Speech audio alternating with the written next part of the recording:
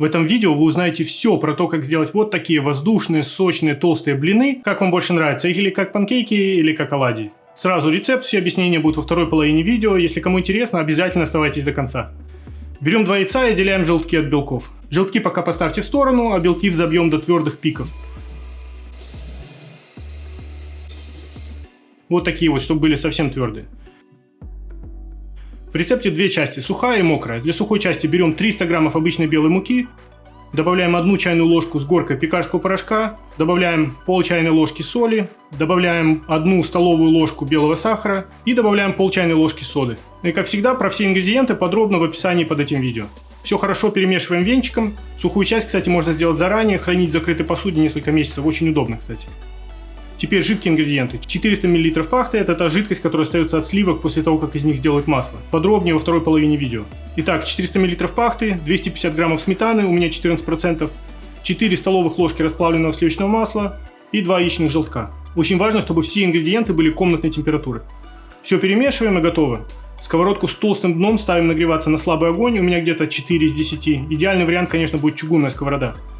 Когда сковорода прогрелась, вмешайте взбитые белки в жидкую смесь и потом залейте жидкую смесь в сухую и перемешайте до однородности. Если останутся небольшие комки, ничего страшного. Главное, сильно и долго тесто не месить. Как только перемешалось все готово, начинаем жарить. Наливаем с конца ложки ровно сверху и побольше, если хотим идеально круглые панкейки. Ну и добавляем растительного масла и наливаем с края ложки и совсем чуть-чуть, если хотим более традиционные оладьи. Толстые блины получаются из густого теста, так что смотрите, чтобы оно было как у меня или даже еще гуще. Начинайте жарить панкейки сразу же. Чем дольше задержка, тем они меньше поднимутся.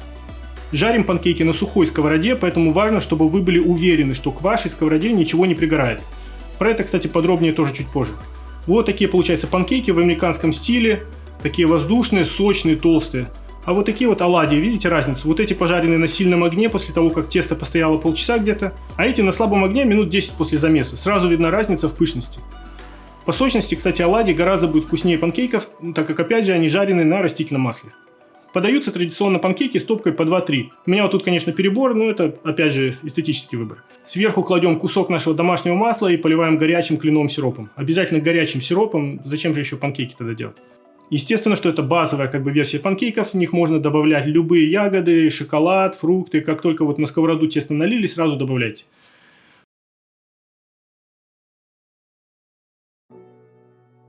Привет, друзья! Снова с вами Антон на канале Специи по вкусу. Сейчас у нас будет ботаническая секция для таких ботаников, как я. Давайте подробно пройдемся по всем ингредиентам, и я вам расскажу, какого же блина они в нашем рецепте здесь вообще нужны.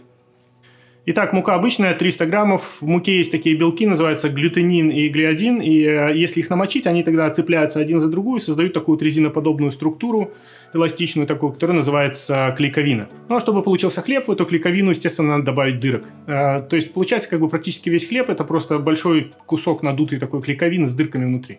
Ну, как вы наверняка знаете, существует 2 способа добавить воздуха во всякие хлебные изделия. Первый – это будет медленный способ на дрожжах. Это получается очень вкусно, но это занимает вечно обычно. И второй способ – химический, с помощью соды или пекарского порошка. В моем рецепте соды будет пол чайной ложки, она будет реагировать на кислоту в сметане и в пахте и будет выделять углекислый газ. И таким образом она придаст пышность нашим блинам. Сода также погасит кислоту в сметане и в пахте, и таким образом ваши панкейки не будут кислые.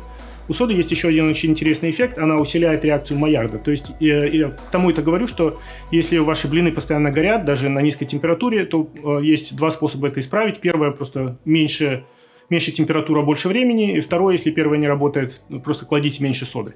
Сода работает только на начальном этапе, вот в момент вот этой вот реакции с кислотой, поэтому очень важно для максимальной пышности ваших панкейков или ваших оладьев, очень важно начинать их жарить сразу же после замеса. Вы вот сами даже когда будете жарить, вы наверняка заметите разницу в пышности между теми блинами, которые вы пожарили сразу же после замеса и, допустим, полчаса спустя где-то. К тому времени, когда блины попали на сковородку, сода уже практически закончила работать, в дело вступает пекарский порошок, и практически все современные пекарские порошки, они работают в 2 этапа. Первый, они выделяют углекислый газ, как только они, попали в реакцию с водой, и второй, они выделяют углекислый газ при нагревании. То есть, получается, когда ваши блины уже на сковороде, сода и первый этап пекарского порошка закончили работать, они там выделили небольшие такие пузырьки углекислого газа. Этот углекислый газ нагревается, расширяется, таким образом создает вот эти вот карманчики, такие дырки в вашем хлебе. Таким образом, когда ваши блины уже на сковороде, сода и первый этап пекарского порошка закончили уже работать, они выделили там небольшие пузыречки такие вот углекислого газа под воздействием температуры.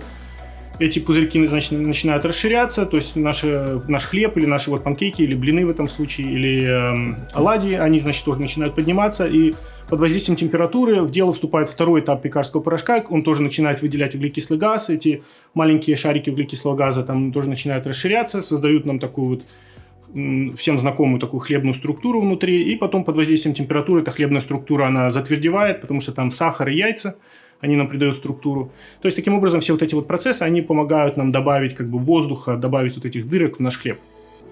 Туда же мы положим пол чайной ложки соли, просто как усилитель вкуса, и еще мы добавим 1 большую столовую ложку сахара, тоже как усилитель вкуса, но одновременно сахар нам будет придавать прочность в структуре наших блинов. Теперь жидкие ингредиенты. Самое первое — 400 мл пахты. Пахта — это та жидкость, которая остается от сливок после того, как из них сделают масло. Традиционно пахту делают вот таким вот способом. Берем жирные сливки, у меня вот как всегда 35%, и оставляем их где-нибудь на столе на сутки. Потом, если хотите подвига, можно это все сделать, конечно, вручную, я буду миксером. Взбиваем сливки минут 15 миксером. Видите, как сливки сначала взбиваются, потом распадаются, и получается они распадаются на масло и пахту. В общем, собираем, выжимаем, получается масло. Так, очень, кстати, неплохое. В него можно добавить соль, перец, там всякие специи по вкусу, травы какие-нибудь мелко нарезать туда. Очень-очень вкусно будет. А вот эта жидкость, вот эти обезжиренные сливки, это как раз и есть пахта. Если вы покупаете пахту в магазине, то коммерческим способом ее, естественно, так не делают. Ее делают просто как кефир с помощью бактерий, заквашивают, потом пастеризуют. Расплавленное сливочное масло, его здесь надо 4 ложки. Масло здесь важно иметь, потому что оно предотвращает формирование клейковины. Таким образом, наши блины будут мягче, и они выше поднимутся. И это еще один важный момент, почему очень важно долго не перемешивать ваше тесто, потому что в нем будет формироваться клейковина. Чем больше вы его перемешиваете, тем ваши блины будут плотнее. Теперь, почему важно, чтобы все ингредиенты были комнатной температуры. Вот смотрите, у вас сковородка горячая, замес у вас, допустим, из холодильника холодный. Как только холодный замес попадает на вашу горячую сковородку, горячая сковородка попытается, значит, его схватить все, что на нее попадает, потому что она резко охлаждается, и она хватает все, что на нее попадает. Таким образом, ваши панкейки или ваши оладьи потом придется просто отскребать. Тогда как если ваша смесь комнатной температуры и у вас горячая сковородка, разница в температуре тоже есть, она довольно существенная, но она гораздо меньше, то есть вы уменьшаете шансы на то, что ваши панкейки или ваши оладьи будут просто прилипать к вашей сковородке. Еще один очень важный момент. Сковородка должна быть с толстым дном обязательно. Вот у меня здесь чугунная сковородка, так как бы я вам показываю идеальный вариант. Но используйте или полностью непригораемую сковородку, или сковородку с каким-нибудь толстым дном, чтобы она хорошо держала температуру, чтобы когда холодное тесто, или даже если тесто комнатной температуры, оно все равно как бы холодное, оно попадает на вашу сковородку, чтобы уменьшить шансы на то, что тесто к ней просто прилипнет. Теперь сюда же мы еще добавим 2 яйца. Яичные белки нам, значит, все свяжут и будут держать структуру наших панкейков вместе.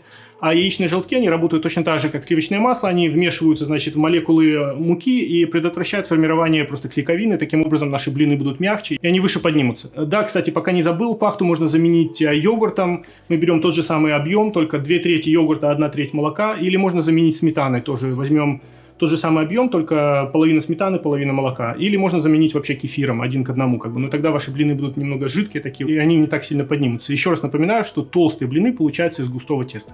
Поэтому делайте густой замес, не делайте его жидким, надо, чтобы оно было такое вот, чтобы с трудом слазило с ложки просто. Теперь сметана 250 грамм. Мы ее используем, во-первых, для того, чтобы добавить кислоту в наш рецепт, потому что она намного кислее, чем пахта. Во-вторых, мы добавляем сметану из-за того, что она не разбавляет наш рецепт, потому что она густая, то есть наше тесто получится, наш замес получится гуще. И в-третьих, конечно же, сметана нам добавляет в рецепт жир, что опять же предотвращает формирование клейковины. Таким образом, наши блины становятся мягче и выше поднимаются. Еще, кстати, если у вас нет пекарского порошка, его можно сделать самому. На 1 чайную ложку готового продукта мы возьмем пол чайной ложки винного камня, вот такой вот.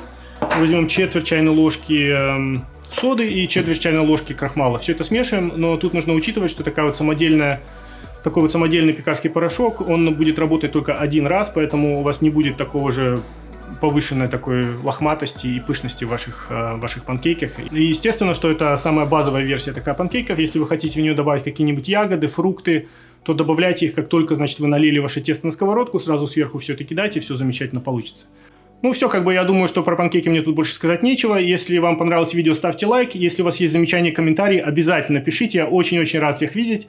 Если вы еще не подписаны, подписывайтесь на канал. Увидимся очень скоро. Всем пока.